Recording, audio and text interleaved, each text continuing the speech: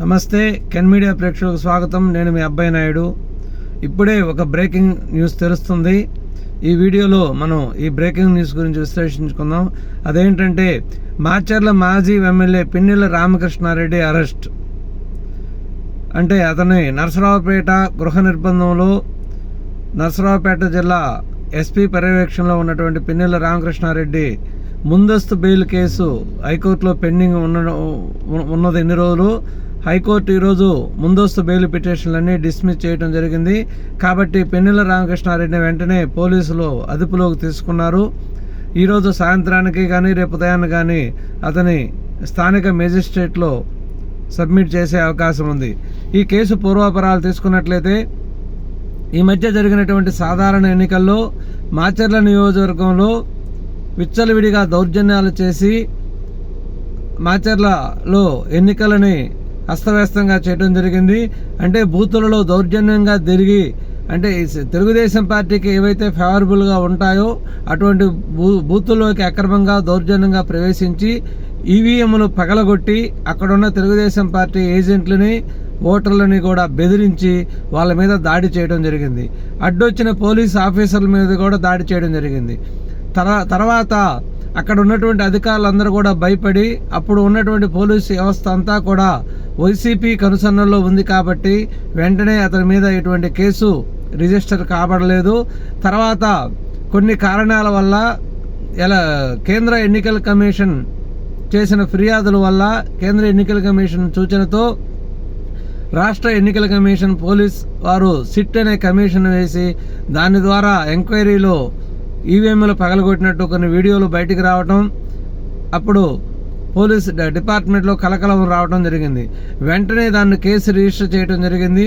ఆ రిజిస్టర్ చేసిన తర్వాత పిన్నెల రామకృష్ణారెడ్డి గారు నాటకీయ పరిణామాల మధ్య అంటే లక్ష్మీ నరసింహ సినిమాని తలిచిపోతున్నది. అంటే లక్ష్మీ నరసింహ సినిమాలో కూడా విలన్ని బాలకృష్ణ గారు పోలీస్ ఆఫీసర్గా వెంటబడి ఎలా తరిమాడో అలా పిన్నెల రామకృష్ణారెడ్డి మాచర్ల నుంచి తప్పించుకొని అటు ఇటు తిరుగుతూ అండర్ పోలీసు వారి సహకారంతో హైదరాబాద్ పోయి అక్కడ దాదాపు ఇతర దేశాలకు పారిపోవాలనే ప్రయత్నంలో అక్కడ అనఫిషియల్గా ఎయిర్పోర్ట్లో పోలీసు వాళ్ళు అదుపులోకి తీసుకోవడం జరిగింది. కానీ ఈ మధ్య కాలంలో అంటే ఆ సమయం లోపే అరెస్టు చూపించకుండా హైకోర్టుకు ముందస్తు బెయిల్ వేసి ముందస్తు బెయిల్ తెచ్చుకోవడం జరిగింది.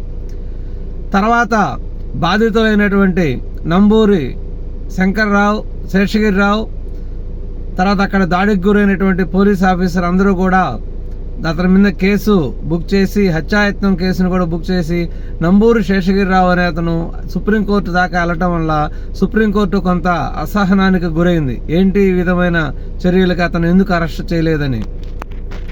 కానీ తదనంతర పరిణామాల్లో హైకోర్టు దీని మీద చర్యలు తీసుకోవాలని ప్రకటించడం జరిగింది. ఆ తర్వాత కాలంలో హైకోర్టు కొన్ని రోజుల పాటు ముందస్తు బెయిల్ పొడిగిస్తూ ఉండటం జరిగింది. తదనంతర పరిణామాలలో ఎలక్షన్ కౌంటింగ్ పూర్తయి ప్రభుత్వం మారటం జరిగింది. ఇప్పుడు హైకోర్టులో పెండింగ్లో ఉన్నటువంటి ముందస్తు బెయిల్ పిటిషన్లన్నింటినీ కూడా డిస్మిస్ చేయడం జరిగింది.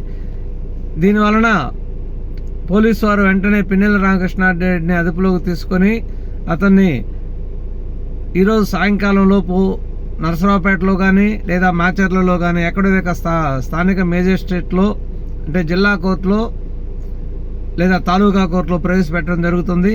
అంటే సహజంగా అదుపులోకి తీసుకున్న తర్వాత 24 గంటల లోపు ఏదో ఒక మేజిస్ట్రేట్ దగ్గరలో ఉన్నటువంటి మేజిస్ట్రేట్ దగ్గర హాజరుపరచాలి.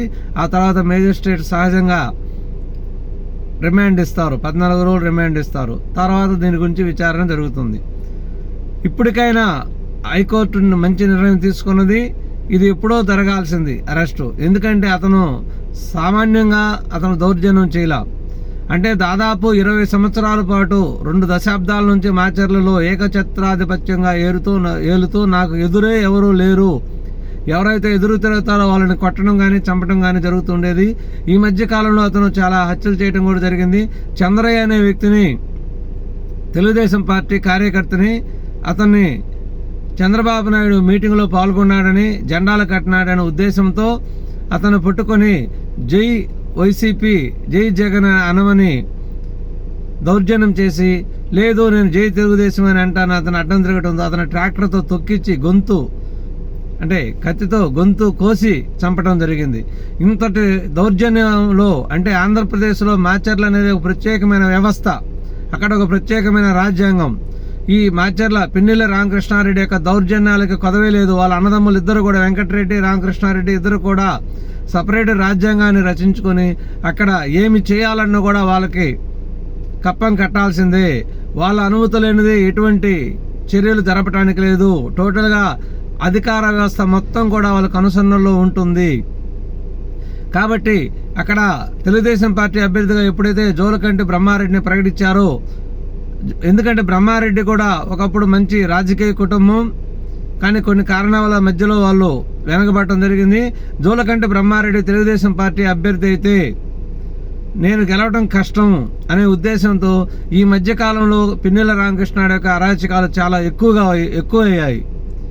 సరే, ఎట్టకేలుగో ఆ అరాచకాల నుంచి విముక్తి కల్పిస్తూ అతను అరెస్ట్ చేయడం జరిగింది. ప్రభుత్వం మారటం, అతనికి కష్టాలు మొదలవటం జరిగింది. ఇకనైనా కూడా ఇటువంటి వాళ్ళని ప్రోత్సహించకుండా పూర్తిగా అణిచివేయాలి. కూకట వేలతో సహా వీళ్ళని పికిలించి వేయాలి. ఎందుకంటే ప్రజలకి కానీ సమాజానికి కానీ వీళ్ళ వల్ల చాలా ఉపద్రవం జరుగుతుంది, చాలా కీడు జరుగుతుంది. ఈ విధంగా అభివృద్ధి చెందినటువంటి ఇప్పుడు కూడా ప్రజలు ఎంతో అభివృద్ధి చెందినారు, టెక్నాలజీ డెవలప్ అయింది, అన్ని రకాలుగా అభివృద్ధి చెందినప్పుడు కూడా ఇటువంటి అరాచకాలని మనం ప్రోత్సహించకూడదు. కాబట్టి పిన్నెల రామకృష్ణారెడ్డిని వాళ్ళ తమ్ముడిని కూడా త్వరలో అరెస్టు చేసి వాళ్ళకి త్వరగా విచారించి ఛార్జిషీట్ దాఖలు చేసి తగు శిక్ష పడే విధంగా కూడా పోలీసు వాళ్ళు కృషి చేయాలని కోరుచున్నాము. మనం